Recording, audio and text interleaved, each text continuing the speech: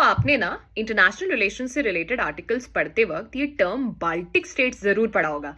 तो चलो आज सिंपल तरीके से समझ लेते हैं कि बाल्टिक स्टेट्स हैं क्या और इससे रिलेटेड सारी स्टैटिक इन्फॉर्मेशन कवर कर लेते हैं। अब सबसे पहले तो ये समझो कि इन्हें बाल्टिक स्टेट्स क्यों कहते हैं। देखिए, बाल्टिक स्टेट्स इसीलिए कहा जाता है क्योंकि ये लोकेटेड है along the Baltic Sea in Northern Europe. Baltic states में आते हैं 3 कंट्रीज, एस्टोनिया, लातविया और लिथुआनिया। ज्योग्राफिकल लोकेशन की बात करूं तो वेस्ट और नॉर्थ में है बाल्टिक सी, ईस्ट में है रशिया, साउथ ईस्ट में है बेलारूस और साउथ वेस्ट में है पोलैंड एंड रशिया। ये सब कंट्रीज एक समय पर सोवियत यूनियन यानी कि यूएसएसआर का पार्ट थी और जैसे ही यूएसएसआर का कोलैप्स हुआ, इनको इंडिपेंडेंस मिल गई इन द ईयर 1991। अगर इकोनॉमी और रिसोर्सेज की बात करूं तो इनके पास नेचुरल रिसोर्सेज की कमी है, इसीलिए ज्यादातर इंपोर्ट डिपेंडेंट है। इसके अलावा एग्रीकल्चर यहाँ पर बहुत इंपॉर्टेंट है, तो they grow grains, potatoes, fodder crops etcetera. ये देखिए, तीनों ही कंट्रीज नेटो का भी पार्ट है और तीनों ही यूरोपियन यूनियन में भी आती हैं। सो क्विक रिवीजन कर लीजिएगा बिकॉज एग्जाम पर्सपेक्टिव से इंपॉर्टेंट है। Happy learning.